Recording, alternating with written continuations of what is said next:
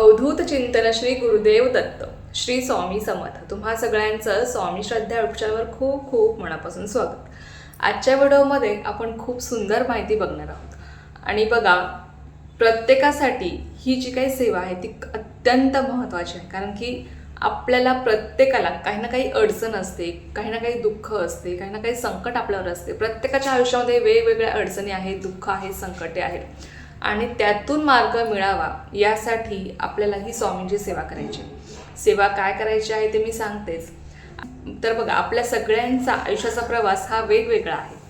प्रत्येकाच्या आयुष्यामध्ये सारख्याच अडचणी असतील, प्रत्येकाला सारखंच दुःख असेल असं नाही. काही काहींच्या आयुष्यामध्ये सतत संकटे असतात, दुःख असतात, अडचणी असतात. आणि काही काहींचं आयुष्य बघितलं तर खूप सुखी असतं. यामागचं कारण काय असेल? बघा, जेव्हा आपण जन्माला येतो तेव्हा आपल्यासोबत आपण आपले कर्म घेऊन जन्माला येत असतो. आपल्या मागच्या जन्मीचे कर्म असतील, आपले मागच्या जन्मीचे काही भोग असतील, ते आपण सोबत घेऊन येत असतो. आणि मग त्या कर्माचे जे काही फळं आहे, जे काही भोग आहे, ते आपल्याला या जन्मात सुद्धा चुकवावे लागतात. बघा, कर्म ही अशी गोष्ट आहे ना, जी आपल्यासोबत जन्मोजन्मी असते. म्हणून म्हटलं जातं की कर्म नेहमी चांगलेच करा. कारण की आजपर्यंत कर्माचं फळ कुणालाही चुकलेलं नाही आहे. कर्माचं फळ हे अशी एक गोष्ट आहे की जे तुम्हाला आज ना उद्या ते तुम्हाला भोगावंच लागणार आहे.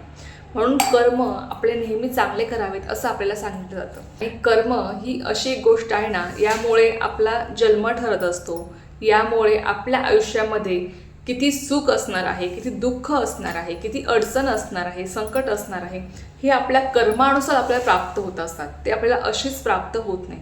त्यामागे कुठे ना कुठे आपले कर्म असतात, आपण केलेली कर्म असतात, त्याचीच फळं ती आपल्याला भोगावी लागणार असतं.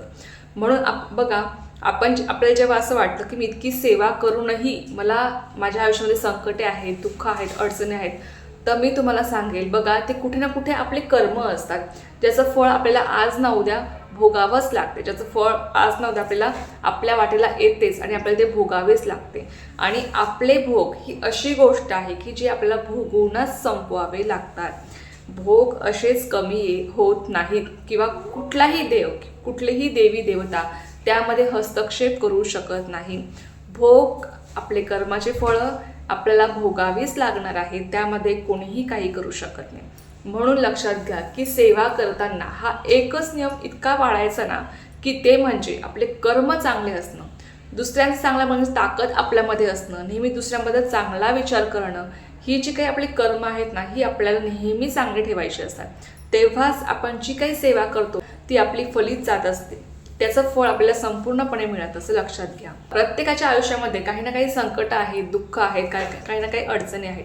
तुमच्या आयुष्यामध्ये कुठलंही दुःख असू द्या, तुम्हाला कुठलंही अडचण असू द्या, शिक्षणामध्ये अडचण येत आहेत, पती पत्नीचे वादविवाद आहेत, किंवा लग्न जमत नाही आहे, किंवा कुठलीही अडचण, जगाच्या पाठीवर नोकरी लागत नाही, जगाच्या पाठीवर तुम्हाला कुठलीही अडचण असू दे, कुठलंही दुःख तुम्हाला असू दे, किंवा कुठलंही संकट तुमच्यावर असू दे, कितीही मोठं संकट स्वामींच्या फक्त या सेवेने तुमचं कमी होणार आहे किंवा त्यातून तुम्हाला मार्ग स्वतः स्वामी दाखवणार आहेत. तर ती सेवा कोणती? तर ती सेवा म्हणजे नामस्मरण. लक्षात घ्या, स्वामींची सर्वात जास्त प्रभावी सेवा म्हणजे नामस्मरण. नामस्मरण ही अशी गोष्ट आहे की याला कुठलंही असं बंधन नाही आहे. आणि नामस्मरणामुळे बघा, अतिशय सोपी सेवा आहे, अतिशय साधी सोपी सेवा म्हणजे नामस्मरण. आणि जे केल्याने आपल्या आयुष्यातले संकट, दुःख, कितीही मोठं संकट असू द्या तुमच्यावर, ते सगळं नष्ट करण्याची ताकद या नामस्मरणामध्ये आहे. नामस्मरणामध्ये खूप मोठी शक्ती आहे, खूप मोठी ताकद आहे. आणि सगळ्यात प्रभावी सेवा स्वामींची जी असेल ती म्हणजे नामस्मरण, जे कोणीही करू शकतं. अगदी लहान मुलांपासून मोठ्या वृद्धांपर्यंत कोणीही ही सेवा करू शकतं. ज्याला अजिबात बंधन नाही आहे की यानेच ही सेवा करावी, ती करावी. आणि अतिशय सोपी, ज्याला लिहिता वाचता येते त्यांच्यासाठी सुद्धा अतिशय महत्त्वाची, अतिशय सोपी ही सेवा आहे. तर बघा, तुम्हाला कुठलंही संकट असू द्या, कितीही मोठं संकट असू द्या, दुःख असू द्या, तुम्हाला त्या सगळ्यांवर एक प्रभावी सेवा म्हणजे नामस्मरण. हे तुम्ही म्हणाल की ताई, नामस्मरणाला बंधन नाही, आपण कधीही कुठेही करू शकतो.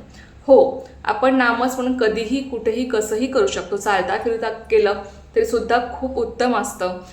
किंवा कुठलंही काम करताना, स्वयंपाक करताना, भांडी घासताना किंवा कुठलंही काम करताना आपण नामस्मरण करू शकतो. खरंच सांगते ती खूप मोठी सेवा आहे. पण बघा, तुमच्यावर जर एखादं संकट असेल, तुम्हाला कुठलंही दुःख असेल, कुठलीही अडचण असेल, तर यावेळेस तुम्हाला नामस्मरण हे संकल्पयुक्त करायचं आहे. संकल्पयुक्त म्हणजे काय? तुम्हाला स्वामींसमोर संकल्प सोडायचा आहे की स्वामी, मी तुमची ही सेवा 41 दिवसांसाठी किंवा मी तुमची ही सेवा तुमच्या इच्छेनुसार तुम्ही ठराविक दिवसांसाठी ही सेवा संकल्प करून करू शकता.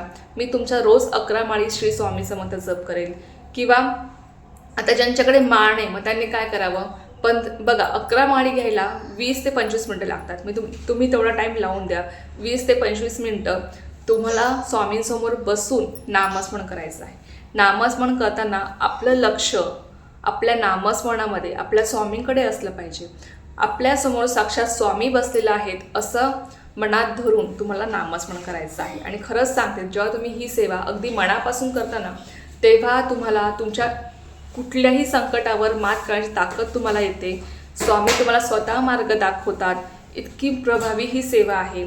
खरंच सांगते मी तुम्हाला, अनुभव घेऊन बघा. तुम्ही नामस्मरण फक्त तुम्ही महिनाभर करून बघा. रोज 20 ते 25 मिनटं वेळ काढून तुम्ही महिनाभर नामस्मरण करून बघा. तुम्हाला स्वतःला याचा अनुभव येईल. स्वामी तुम्हाला स्वतः मार्ग दाखवतील. लक्षात घ्या, कुठलंही संकट तुमचं नक्कीच यामुळे दूर जाणार आहे, कमी होणार आहे. बघा, आपले भोग तर आपल्याला भोगावेच लागतात, पण ते भोग कमी करण्याची ताकद किंवा ते भोग आपले स्वामींच्या सेवेमुळे कमी होत असतात. आणि आपल्या मार्गामध्ये जर खूप अडथळे असतील, खूप काटे असतील ना, तर त्या मार्गावर चालण्याची ताकद ही फक्त आपली या सेवेमुळे आपल्याला येते. त्या मार्गातले अडथळे स्वामी कमी करत असतात. ज्या काट्यांवरून आपण चालत आहोत, ते काट्यांचा जेवढा त्रास आपल्याला होणार असतो ना, तर आपण जेव्हा ही सेवा सुरू करतो, त्या सेवेमुळे आपल्याला बराचसा त्रास कमी होतो. आणि आपल्याला जाणवत सुद्धा नाही की आपल्या आयुष्यामध्ये इतकं संकट आहे, दुःख आहे किंवा अडचणी आहे. आणि स्वामी सुद्धा म्हणतात की जो माझा नाम जप करतो त्याला मी आयुष्यभर जप. आणि स्वामींचे जे परमभक्त होते बाळप्पा महाराज, चोळप्पा महाराज, ते फक्त आणि फक्त नामस्मरणामुळे स्वामींच्या इतके जवळ होते. लक्षात घ्या, जेवढं तुम्ही नामस्मरण कराल, जेवढं तुम्ही स्वामींचं नामजप कराल, तेवढंच स्वामी तुम्हाला जवळ करतील. आणि तेवढ्याच लवकरात लवकर तुमच्या आयुष्यातली जी काही संकटं आहेत, दुःख आहेत, अडचणी, ज्या काही अडचणी आहेत, ते स्वामी नक्कीच दूर करतील. अनुभव घेऊन बघा.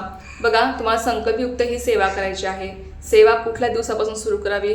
तर कुठल्याही दिवसापासून तुम्ही स्वामींची सेवा सुरू करू शकता. असं अजिबात बंधन नाही की स्वामींची सेवा याच दिवसापासून करायची असते किंवा त्याच दिवसापासून सुरू करायची असते, असं अजिबात नाही.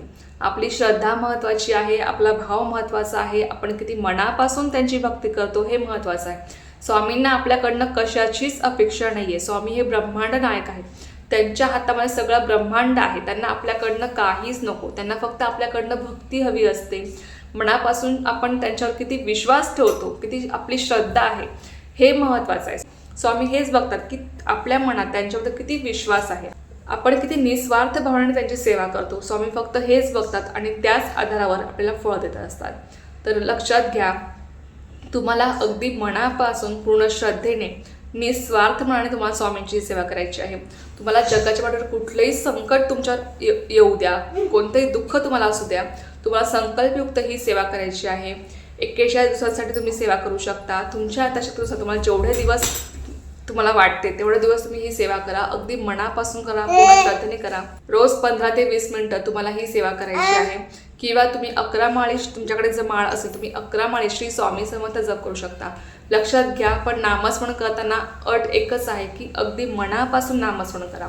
श्री स्वामी समर्थ, श्री स्वामी समर्थ, श्री स्वामी समर्थ, असं तुम्हाला नामस्मरण करायचं आहे. अगदी घाईघाईने किंवा उच्चार प्रशुद्धता आपली होते आहे आणि आपण नामस्मरण करतो आहे किंवा करायचं म्हणून करतो आहे, असं होता कामा नये. अगदी मनापासून आपली हाक स्वामींपर्यंत पोहोचलीच पाहिजे आणि ती पोहोचतेच. प्रत्येक भक्ताची हाक पोहोचतेच. फक्त आपण किती मनापासून त्यांना आवाज देतो, मनापासून त्यांचं नाव घेतो, हे महत्त्वाचं आहे. स्वामी आणि जो भक्त स्वामींचं नामस्मरण करतो म्हणजे काय की स्वामींना आपण त्यांच्या नावाने आठवत असतो, स्वामींना आपण त्यांच्या नावाने बोलवत असतो.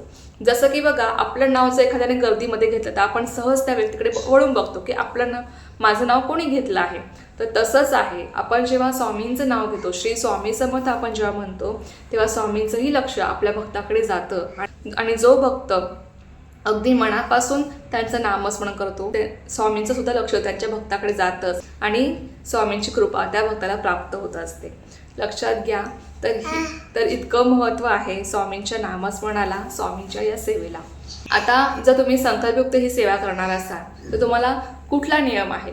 नियम एकच आहे की तुम्हाला मांसाहार वर्ज्य करायचं आहे आणि तुम्हाला परान्न वर्ज्य करायचं आहे. परान्न घेऊ नका, कारण की जेव्हा आपण संकल्पयुक्त सेवा करतो आणि परान्न घेतो त्यामुळे आपल्याला आपल्या सेवेचं फळ मिळत नाही. म्हणून लक्षात घ्या की तुम्हाला परान्न वर्ज्य करायचं आहे आणि तुम्हाला मांसाहार वर्ज्य करायचं आहे. फक्त हे 2च नियम आहे जे तुम्हाला पाळायचे आहेत. बाकी तुम्हाला सेवा अगदी मनापासून पूर्ण श्रद्धेने करायची आहे. नक्की करण्याचा प्रयत्न करा. तर चला, ही एक अत्यंत छोटीशी पण खूप महत्त्वाची माहिती होती जी मला तुमच्यासोबत शेअर करायची होती. तर झालेली सेवा मी स्वामींच्याकडे रुजू करते आणि आजचा व्हिडिओ तेच थांबवते. तुम्हाला जी माहिती आवडली असेल तर व्हिडिओला लाईक, शेअर, सबस्क्राईब करायला विसरू नका. पुन्हा भेटूया अशाच एखाद्या व्हिडिओसोबत किंवा नवीन सोबत. तोपर्यंत सर्वांना श्री स्वामी समर्थ. जय जय स्वामी समर्थ.